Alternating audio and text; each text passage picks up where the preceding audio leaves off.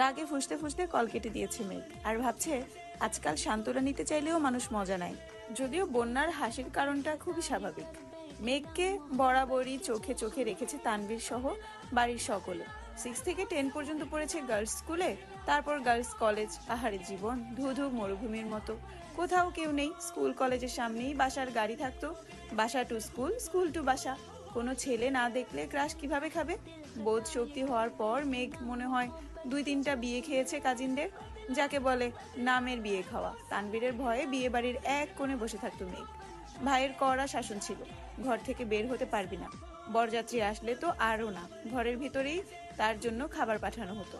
তানভীর নিজেই বোনকে খাওয়াতো ইচ্ছে মতো। তারপর বিয়ে শেষ হলে মা বোনকে নিয়ে চলে আসতো। গায়ে হলুদ, নাচা, গান গাওয়া, এমনকি মেহেদিও দিতে পারেনি কখনো। এই কষ্টে এখন আর মেঘ কারো বিয়েতেই যায় না।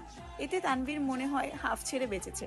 মেঘের এই সাদা কালো জীবনের কথা শুনলে বন্যা কেন, পৃথিবীর সব মানুষই হাসবে।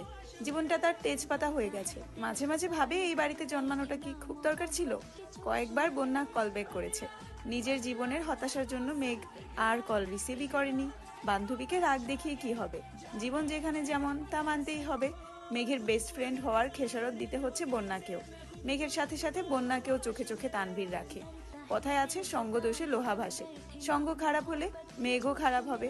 তাই সবসময় বন্যার পিছনে লোক লাগিয়ে রাখে।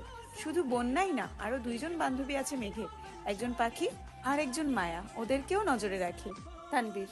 বোনকে সব দিক থেকে প্রোটেক্ট করাই যেন তার প্রথম এবং প্রধান কাজ। আবির বিকাল থেকে ঘুমাচ্ছে। সন্ধ্যা 7টায় ঘুম ভাঙে আদির ডাকে। নিচে আবিরের আব্বু আর মেঘের আব্বু বসে আছেন। আবিরের বাইক কেনার কথা শুনেই তাড়াতাড়ি চলে এসেছেন অফিস থেকে।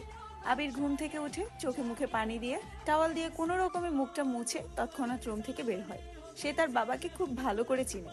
ডাকার সঙ্গে সঙ্গে উপস্থিত না হলে বাড়িতে টানডোপ শুরু করে দিবেন। আবিরের চোখে মুখে ঘুমের প্রভাব স্পষ্ট। ব্যস্ত পায়ে হাঁটছে সে। আচমকা এলোমেলো পায়ে ছুটে রুম থেকে বের হয় মেঘ। চুলগুলো অগোছালো। আকস্মিক ধাক্কা এড়াতে চট জলদি নিজেকে নিয়ন্ত্রণ করে অগ্নি দৃষ্টিতে তাকায় আবির। তৎক্ষণাৎ মোটা ভ্রুযুগল সহসা শিথিল হয়ে যায়। অমত্ত চেয়ে রইল সে। এক মুহূর্তের জন্য মস্তিষ্ক থমকে গেছে আবিরের।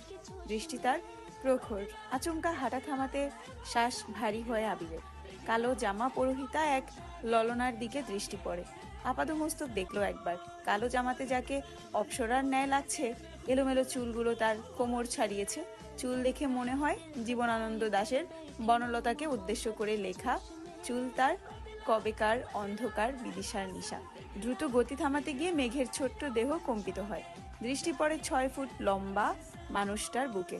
মেঘ মুখ তুলে তাকায় সেই মানুষটার চেহারার পানে। আবিরের চোখের দিকে বিমোহিত নয়নে তাকিয়ে আছে মেঘ। পলকও পড়ছে না একটিবার। আবিরের চোখে মুখে ছিটানো পানির ঝাপটা এলোমেলো চুলগুলো থেকে চুইয়ে চুইয়ে পানি পড়ছে, যা তার পরনের সাদা টি শার্ট অল্প স্বল্প ভিজিয়ে দিয়েছে। সেদিকে খেয়াল নেই আবিরের। আবির কয়েক সেকেন্ড স্তব্ধ থেকে হঠাৎ চোখ সরিয়ে পুনরায় রুদ্রমুদ্রি ধারণ করে সবেগে হাঁটা দেয় সিঁড়ির দিকে। পিছন থেকে অষ্টাদশীর কোমল কণ্ঠে ডাক শুনে থমকে দাঁড়ায় আবির, তবে পিছনে তাকানোর প্রয়োজন মনে করেনি সে।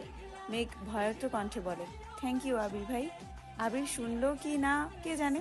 এক মুহূর্ত দাঁড়িয়ে যথারীতি ব্যস্ত ভঙ্গিতে নিচে নেমে যায়। মেঘ ঠায় দাঁড়িয়ে আছে দরজার সামনে, থরথর করে কাঁপছে। মেঘের হাত পা, মেঘের মনে হচ্ছে ভো ভো করে ঘুরছে সমগ্র পৃথিবী। কেন জানি দাঁড়িয়ে থাকার শক্তি পাচ্ছে না মেয়েটা। নিজেকে নিয়ন্ত্রণ করতে তাড়াতাড়ি দেয়ালে ঠেস দিয়ে দাঁড়িয়েছে।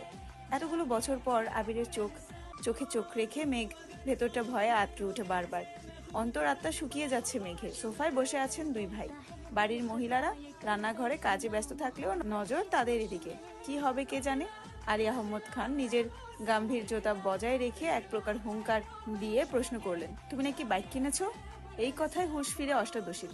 কিছুটা স্বাভাবিক হয়। 2 পা সামনে এগিয়ে বারান্দার সাইডে দাঁড়িয়ে নিচে তাকায় মেঘ।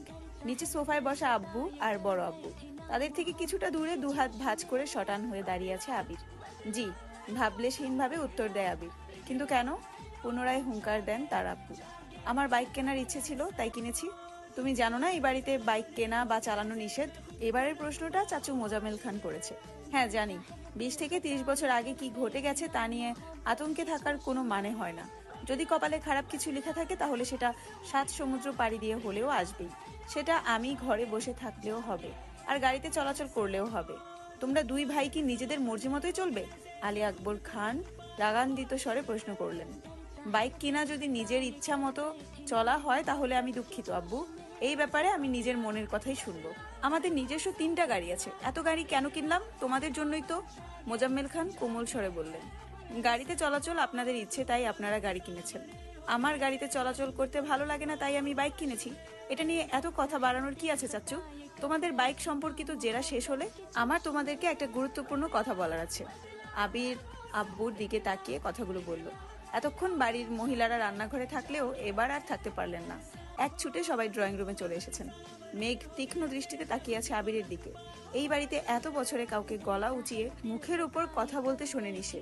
তানভীর ভাইয়া যত মেজাজ দেখিয়েছে সব মেঘের উপর। বড় আব্বু বা নিজের আব্বুর মুখের উপর কথা বলার সাহস হয়নি তার। আবির ভাই 2 দিন হলো এসেছে, আজই বাবার মুখের উপর নিজের মর্জি শোনাচ্ছে। এখন মেঘের মনে হচ্ছে উনি হিটলারের থেকেও বড় মাপের কিছু। মনোযোগ দিয়ে বাকি কথা শোনার চেষ্টা করছে মেঘ।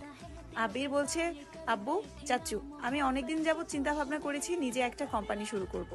তোমরা অনুমতি দিলে কাজ শুরু করব। মোজাম্মেল খান ও আলী আকবর খান দুজনের মাথায় যেন আকাশ ভেঙে পড়েছে। এত বছর ছেলেকে বাইরে রেখে পড়াশোনা করিয়েছেন, দেশে এসে নিজের ব্যবসায় হাল ধরাবে বলে দেশে পা দিতেই নিজ কোম্পানি খোলার চিন্তা ভাবনা করছে ছেলে।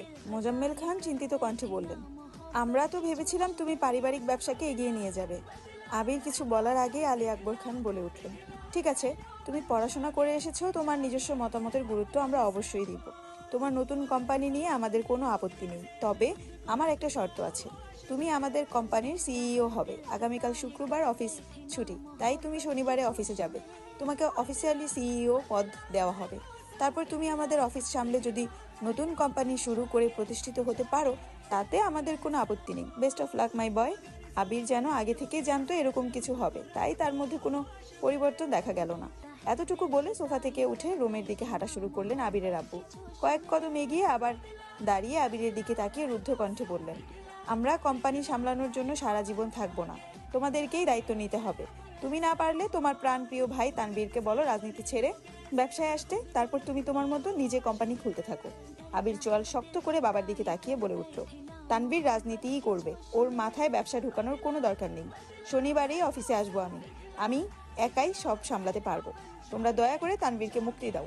হ্যালো, আসসালামু আলাইকুম এভরিওয়ান, আমি জান্নাত রহমান। আপনারা আমার কণ্ঠে শুনছেন আমৃত্যু ভালোবাসি তোকে গল্পের 4তম পর্ব, যেটা লেখিকা হচ্ছে সালমা চৌধুরী। আমার কণ্ঠে যদি গল্পটা আপনাদের ভালো লেগে থাকে অবশ্যই শেয়ার করে দিবেন এবং ফলো দিয়ে পাশে থাকবেন, যাতে করে নেক্সট পর্ব সবার আগে আপনাদের কাছে পৌঁছায়। সবাই ভালো থাকবেন, সুস্থ থাকবেন, আল্লাহ হাফেজ।